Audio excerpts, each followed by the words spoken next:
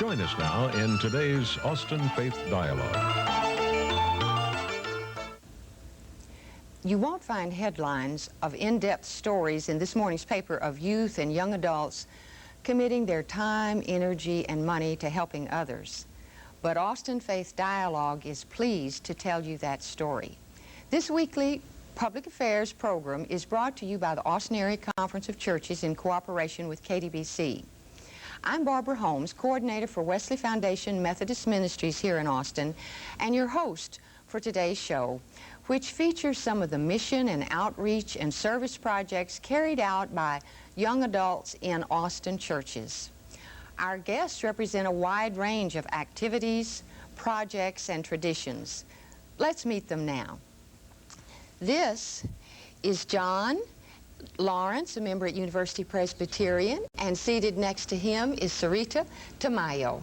She's active with the University Catholic Student Center, and here is Michael Hall, a member at Highland Park Baptist Church. I'm so happy that you all could find time in your busy schedule to come be with us and be a part of this show. We want to hear what you've been doing, some of the mission projects that you've done with your church and with other groups. But let's learn a little bit about you individually. Just, you're all students, I know that. But John, what do you call home? I call home Pleasanton, Texas, in South Texas. Went to high school there and came here to the university. And to study? Study Latin American Studies. With an idea of what is a career? Well, maybe to get into the mission work. I don't know exactly what I want to do right now, but I'd like to really help out Central America and help out there. Well, now, Sarita, you're involved in the Catholic Student Center, and tell us a little bit about that.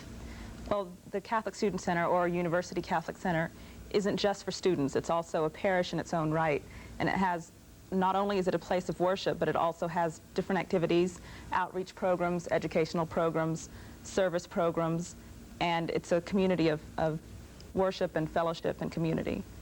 So, is that kind of your church home here in Austin? Well, in addition to being active at the center, I also sing at St. Austin's Catholic Church. Well, now, what do you call home? I'm from Harlingen, Texas, which is in the south part of Texas, right by the border in the Gulf, and I was born there. We moved away for 3 years, and it's still my hometown. We moved back. Now, what is your student status? I'm a graduating senior. I graduate this December, and we'll see what happens. Your field of study has been? I have been in, and still am, since I still have papers due, in Plan 2. It's an honors liberal arts program, and really with a humanities background. Well, you must sleep very fast if you do the kind of involvement that you've talked about in 2 parishes and a Plan 2 student. We congratulate you on that. Thank you. Now, you, Mike, practically grew up. You're a native Austinite? Basically, yes. And you have not gone away to college. You've gone to school right here in your hometown. And from what you said when we visited, you literally almost grew up at Highland Park. What'd you say about preschool there? I've been going to Highland Park since at least preschool, if not before. Wow. And you were active in, I suppose, Sunday school and youth activities, and now you're serving in a staff position. Tell us a little about that. Ever since the beginning of this summer, I've been an interim youth director for the youth program, 7th grade through 12th grade. Oh, my. And carrying on your studies in? Mathematics. I'm a senior at UT. With a goal of? Not so much teaching. I think actuarial science is the area that I'm most interested in. Well, all of you are to be congratulated, and particularly when I think about the commitment that it takes to get to regular worship services and then to do anything above and beyond that, working with others, trying to improve conditions. I really do commend you for that. It may be that the climate of the church that you're in helps you understand that and live it out. Because you are each in a very different setting in your worshiping community, I'd like for you to describe that a little bit.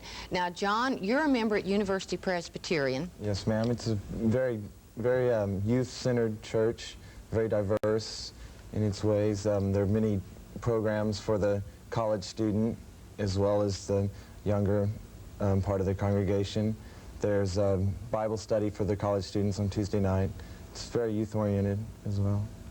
And are issues something that are discussed fairly frequently? Very frequently. Yeah. We're very political in our views, and we want to bring about some changes that in each, we each have our cause to fight for, kind of thing.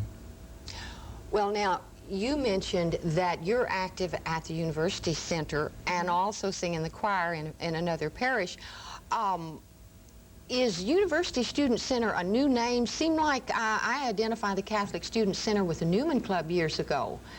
Well, it was called the Catholic Student Center, but because it isn't just for students, it's also a parish in its own right. They changed the name, I think. I'm not exactly clear on that. About 2 years ago to University Catholic Center. And the Newman Club, it died out several years ago. I'm not exactly sure when. And there was really no Catholic student group. And then the Catholic Students Association came up in the University Catholic Center and works with it. So there's a lot of activities that students can participate in. Definitely, not only with the Catholic Students Association, but also with the larger community. And the Catholic Students Association is seen as an integral part of the University Catholic Center community. Well, we want to talk about several of those projects, and there's a wide range of things that you have been involved in. So let's just start. Mike, let's talk a little bit, something that you knew about some time ago. You said that you learned about the food bank as it was just beginning here in Austin, the Capital Area Food Bank. How did Highland Park and you learn about that and become supportive of it? At the time I was in high school, the youth director at the church was very concerned about the food bank, and through his involvement in the food bank, we became mindful of it. It's really grown to be a tremendous operation. Aren't there students from your group that are involved in that? Definitely, mainly through the service committee of the Catholic Students Association, but anyone who likes is welcome to come along, and they usually do it about once a month, go over to the Capital Food Bank and volunteer. And what do they do as volunteers? Well, what I've been involved in, and I think what the rest of the students also do, is go through all the cans that HEB and other people donate and see what's good and what's not good. You go through a training session so you can tell what needs to be thrown away and what can be kept safely. And there are 2 stages to that. Either you go through the very beginning where you can even find bugs in the rice or packages that are opened, and then what is good from there is taken and looked through once again. And then you stock the shelves or pick up deliveries or call for donations or for information. That sounds awfully time-consuming. I would think as students that you all have to be pretty careful of your time. Is that fairly regular? Do you say, like, a bunch of you all go the first Monday of the month, or how do you work that out time-wise? Usually I think that it's once a month. I haven't been so involved this semester, but it takes about, I'd say altogether, 2.5, 3 hours a month, and then you can also go twice a month if you like. Well, I know they are glad to get that volunteer service, and people like your youth pastor that helped to get the Capital Area Food Bank started have provided a real service. As I was visiting with you, John, one of the really significant things that have happened in your life has been a trip to Central America that you took under the auspices of the church. And we want you to visit with us a little bit about that. You might tell how this came about in the first place, and then we'll have some more questions for you. Well, about a year or 2 ago, there was a group from the church that went down to Nicaragua and Costa Rica to study and to find out what was going on for themselves. They came back and convinced the session to use a donation of, anonymous donation of $30,000 for Habitat for Humanity in a small town in Nicaragua. We took down a water system with pipes and a filtering system to provide cleaner water, which the #1 cause of illness and death in Nicaragua is diarrhea, which is caused through the dirty water. So we've helped a small community there, which is always nice, you know, the little things. A real concrete, specific way that you can help, yeah. Exactly. What steps were taken to prepare you for that trip? Now, obviously, you are bilingual, Well, but was there orientation about the culture and background? Yeah, from February to June, we had different speakers come in to tell us about the situation there, from what they've seen, different hands-on experience. We had a language studies program every Sunday, and basically we studied and just to kind of fight amongst ourselves what's going on, and then go down to actually see what was going on there. Now, how long were you actually in Nicaragua? We were in Nicaragua for about 8 days, and we were also in Costa Rica, in San Jose, for about the same amount of time, listening to going to the embassy, listening to other different speakers there, and also going to the embassy in Nicaragua and protesting there. And there are numerous people there with the Presbyterian Church as well, and we got to hear them speak, and with Habitat as well. So education was a large part of what you were doing. Very much so. That's would be the main focus, was to educate our small group so that we could come back and maybe provide information for other people from our viewpoint, what we saw. And what were some of the things that you saw? Well, we saw some of the, we got to see like maybe bullet holes in the walls from the war-torn country that were there 8 years ago probably. I sat next to a lady whose husband and uncle and son have all been killed by Contras, and that was very, very moving experience. A country that's very torn apart mainly from the U.S. intervention, and that was a very moving experience. That was the conclusion that you came to from being there, that the United States did not contribute to the well-being of the country. Not at all. My views are slightly slighted, obviously, but I think that we should leave them alone, kind of autonomy. Let them work it out. I think that it would be better off for everybody if we could just let them be for a while and give peace a chance, as the song goes.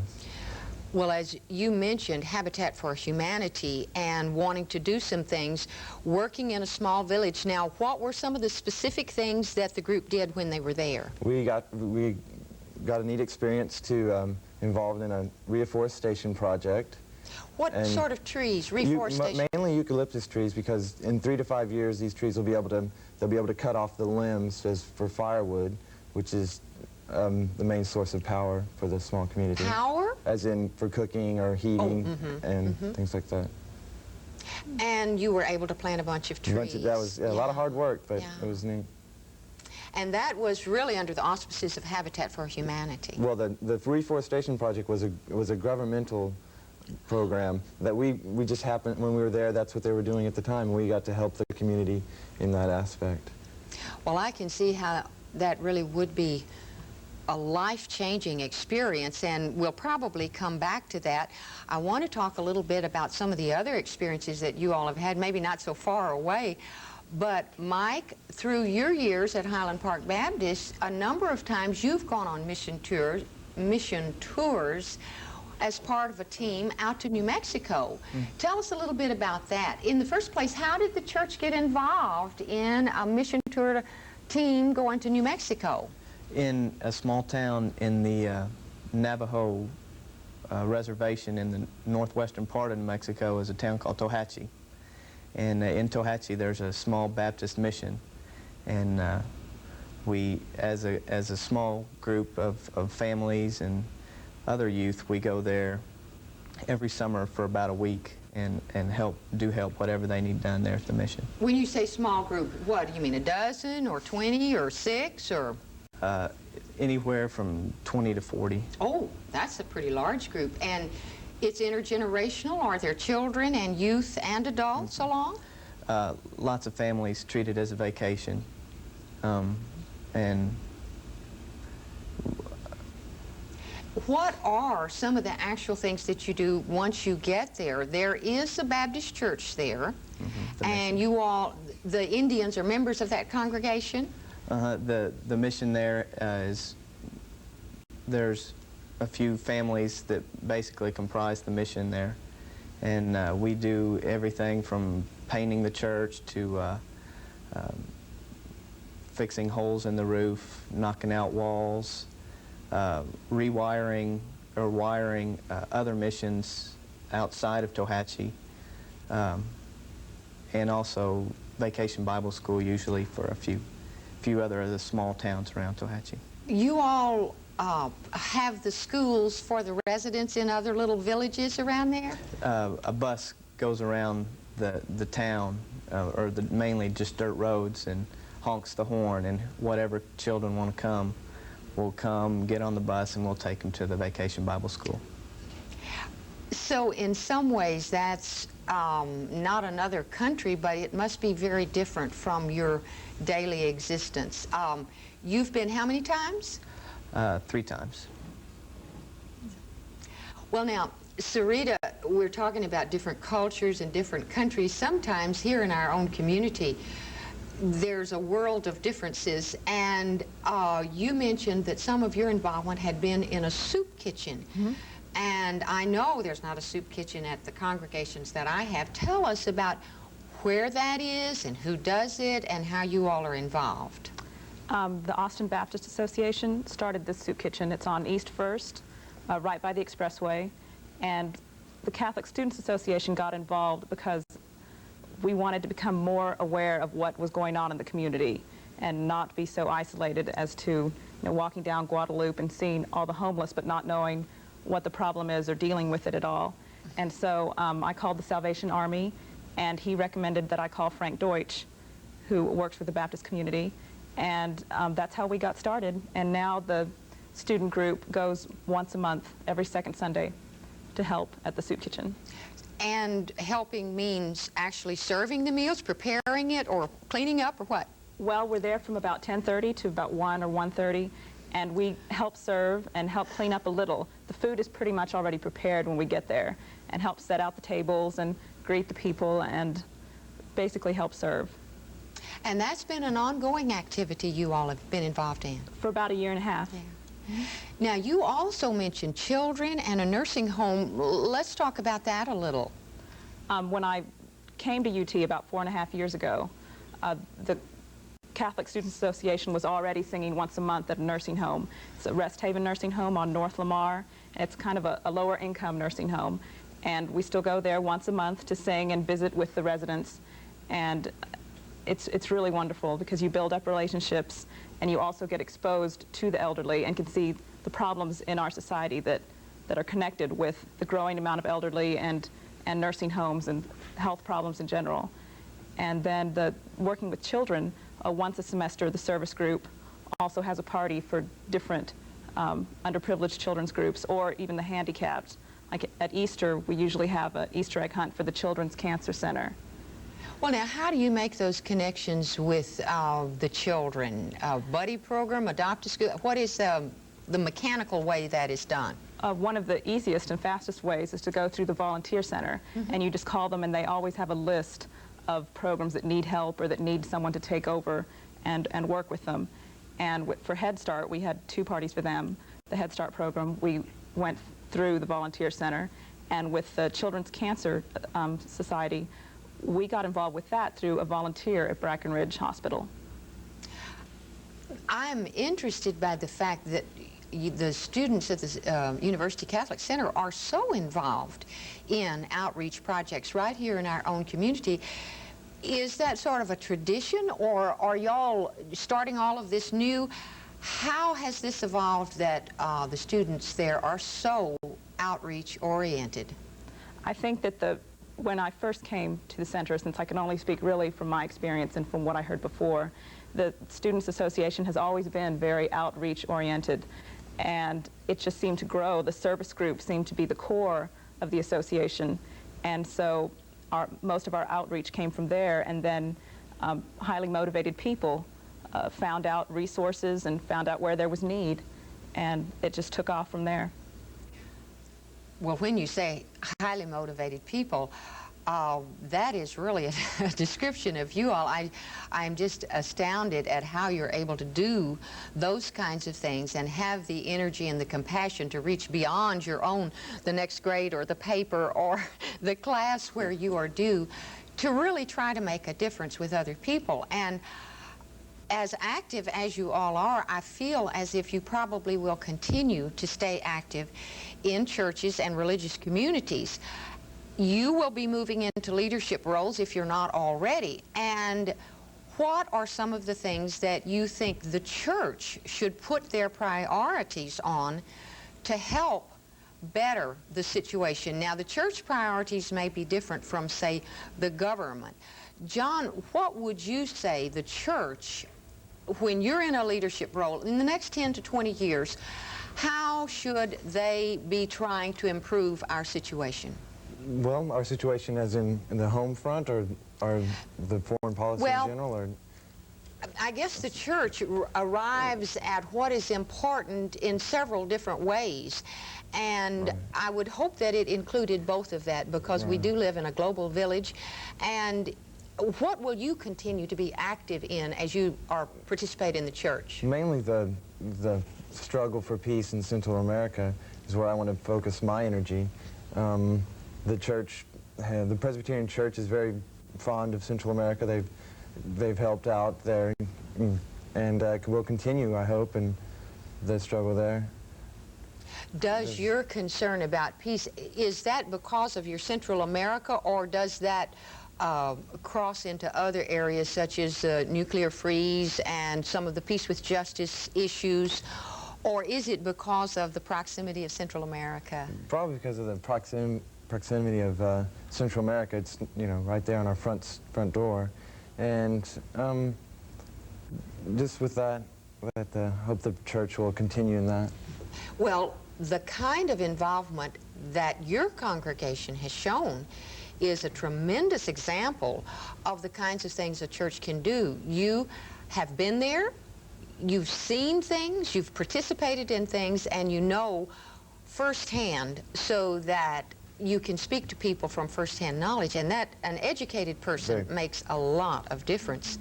Sarita, do you have an opinion about what you think the church should be spending its time and energy in mission? In mission, I think a broad general statement would be to raise awareness and to help people overcome a sense of helplessness, because so often you're confronted with such a large problem such as the homeless or hunger or unemployment, and you think, well, I can't do anything, and you're paralyzed. And I think the church's role is to say, no, you can do something, and here are all that different avenues, and just every action makes a difference. I think that's one of the key ways the church should look, and is looking, I think. That's an excellent point, to offer opportunity for a whole range of things so that it doesn't have to be one thing. Do you see yourself staying involved to your, the best that you can judge? Definitely. I can. This is a lifetime process. I will be involved for a long time. Well, now, Mike, although you're working on a church staff right now, that's not a career option for you. But you think you'll stay involved and continue to be active in a congregation? You might not always live in Austin. Some people do move away, not many, but some do. Most definitely. I think as part of the way that I was brought up in the church that I grew up in, that need to help will always be a part. Well, I think it's a wonderful role model when youth, say in junior high and high school, can see college students, which, to someone in junior high or high school, a college student is a very strong role model. So not only are you all providing direct services, but you're also providing some role models. I would guess in the congregations where you're active, we're not talking about large numbers. I see you all so committed and so highly motivated. I don't think that's the image most people have of students. In your opinion, would you all say that you're fairly representatives of students, or are you pretty much an exception because of your outreach and compassion? John, what would you say? I'm not an exception. I'm just very fortunate that I got the opportunity to go down and to see and to be part of this congregation. And also very fortunate to grow up in the family that I did, to make questions of what we hear and what we see on TV and reading the newspapers, to question that and to be very critical of what we see. And I don't know exactly what everybody, students my age, think and feel, but there are quite a few of us like us, I think. Well, I was with a group of about 20, and they're all pretty good. And you said that you're involved and numbers go here and there. So every little bit helps. You've made that good point. And you all are just such a wonderful role model, as I said, and I'm tickled to death to have you. Thank you for being with us. Really appreciate your being here. The efforts of these young people may take them to Central America or to 2nd Street in Austin as they express their commitment with action and service. Each one of these guests is representative of many more youth and young adults in religious communities who reach out to others. A lot of caring is going on, and we salute you for that. Thank you for watching the program today, and join us next week for an Austin Religious History Tour. Good day from Austin Faith Dialogue.